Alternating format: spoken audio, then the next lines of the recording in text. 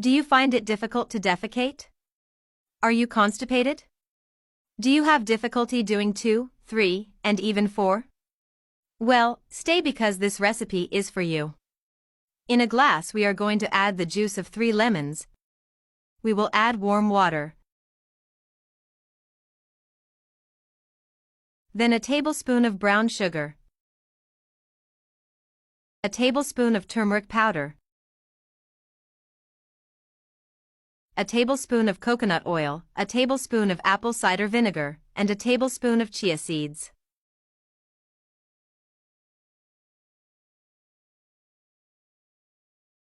Warm water is for all our ingredients to activate.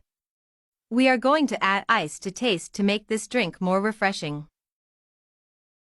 This drink will help you get out all that stuck poop and you will no longer have a hard time going to the bathroom. You will feel lighter than ever.